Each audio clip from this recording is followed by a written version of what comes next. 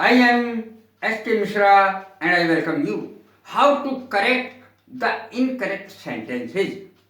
आज मैं ऐसे 10 सेंटेंस आपके सामने लाया हूं जो एग्जाम में आए हुए हैं इंटरमीडिएट के। नियम के साथ सारी चीज मैं बताऊंगा। मैंने अभी तक भी सारी चीजें नियम के साथ ही बताई हैं और आज भी मैं नियम के साथ ही सब चीजें बताने जा रहा हूं। देखें, इधर लिखे हैं 10 इनकरेक्ट यानी गलत सेंटेंस बाईं तरफ, और इधर लिखे हैं दाईं तरफ करेक्ट सेंटेंस। मैंने इसके आगे जो गलत सेंटेंस हैं उनके आगे क्रॉस का चिन्ह भी लगा दिया है और राइट का चिन्ह इधर लगा दिया है करेक्ट के नीचे। तो इस तरीके से अब मैं नियम भी बताता चलूंगा और करेक्शन भी कराता जाऊंगा। कैसे पता करें कि ये सेंटेंस गलत है? बड़ा कठिन होता है, छोटी सी गलती कर देते हैं, छोटी सी। अब बच्चे चौंक जाते हैं, इसमें तो कोई गलती लगी ना रही। देखिए, अब आप गलती नहीं करेंगे क्योंकि अब आपके लिए सारा आसान होने जा रहा है। He has been ill since 5 days। लिखा है he has been ill since 5 days। अब 5 days हो, 4 days हो, वीक्स हो, मंथ्स हो, ईयर्स हो, जितनी भी ये चीजें होती हैं सबके साथ फॉर लगता है। भाई, दिनों के साथ फॉर, वीक्स के साथ यानी सप्ताह के साथ, घंटे के साथ, मिनट के साथ, सेकंड के साथ, साल के साथ, सबके साथ, महीने के साथ, सबके साथ फॉर लगता है। इसमें सिंस लगा हुआ है जो गलत है, तो गलती यही है। He has been ill since 5 days। For 5 days आएगा। For 5 days, वह 5 दिन से बीमार है, वह 5 दिन से बीमार पड़ा है। करेक्ट सेंटेंस मैंने इधर लिख दिया है, He has been ill for 5 days। दूसरा sentence, He has received a letter yesterday। अब इस शब्द को देखें। yesterday माने बीता हुआ कल, और बीते हुए कल में यदि कोई बात हुई है तो उसके साथ पास्ट इंडेफिनिट सेंटेंस आता है। He has received, ये प्रेजेंट परफेक्ट है। बात हुई है कल तो पास्ट टेंस आएगा। कोई काम अभी अभी हुआ है थोड़ी देर पहले तो प्रेजेंट परफेक्ट आएगा। He has received a letter yesterday, तो गलती यही है। He received past indefinite। Past indefinite की पहचान होती है कर्ता के बाद सीधे वर्ब की second form. He received a letter yesterday, ये करेक्ट होगा। ये मैंने इधर लिख भी दिया है। Each of us have finished our work। अब each है सिंगुलर और इसमें आ रहा है have, ये केवल प्लूरल के साथ आता है। और इसमें दो गलतियां इस सेंटेंस में। आवर की भी गलती है, आवर नहीं आएगा, हिज आएगा क्योंकि एक वचन है। Each of us has finished, has finished, have finished नहीं, हैव तो प्लूरल है, प्लूरल के साथ आएगा हैव। फिनिश्ड हिज वर्क, सबने अपना अपना काम कर लिया है। ईच ऑफ अस, हम सब ने अपना अपना काम कर लिया है। प्रत्येक ने अपना अपना काम कर लिया है। Each of us has finished his work. अब देखें चौथा sentence, his hairs are curly. Curly माने होता है घुंघराले, हेयर्स माने होता है बाल।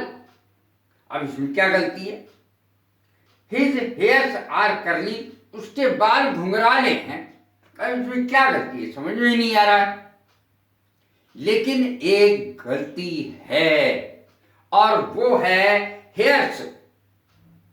हेयर्स कभी नहीं होता है, हेयर्स नहीं होता, हेयर होता है। इसका प्लूरल भी हेयर ही होगा। हेयर सिंगुलर भी है, प्लूरल भी है। हेयर्स कभी नहीं होता है। His here is curly, is आएगा, एक वचन आएगा, हिज हेयर इज करली, ये गलती इसकी थी, इसका होगा हिज हेयर इज करली, करेक्ट। ये गलत है, हेयर्स नहीं होगा, और इज आएगा आर की जगह। Milk is more preferable than coffee, पहली बात तो प्रीफरेबल के साथ मोर नहीं आ सकता। अधिक पसंद इसका अर्थ होता है, प्रीफरेबल का अधिक पसंद, तो कैसे आ जाएगा मोर, मोर कंपैरेटिव है। मिल्क इज प्रीफरेबल, अब देखिए देन, इसमें दो गलती हो गई। देन नहीं आता है, टू आता है, प्रीफरेबल के बाद टू आता है, देन कभी नहीं आता है। Milk is preferable to coffee, इस तरीके से सेंटेंस आएगा, ये देखें, ये करेक्ट है। पांचवा सेंटेंस में जो गलतियां हैं आप देख लें। He is a MP, MLA हो या MP हो, सबके साथ एन आएगा, क्योंकि MP MLA ए आ रहा है, इसलिए ही इज एन MP आएगा, AMP गलत है। देख लीजिए उधर मैंने करेक्ट लिखा भी है। We should not listen the advice of a false friend, एक खराब दोस्त की, झूठे मित्र की सलाह को कभी नहीं सुनना चाहिए। अब इसमें क्या गलती है, ये तो सही लग रहा है। इसमें गलती ये है कि listen is always followed by to, preposition to. We should not listen to, listen के बाद टू आएगा, इधर मैंने लिखा भी है we should not listen to the advice of a false friend.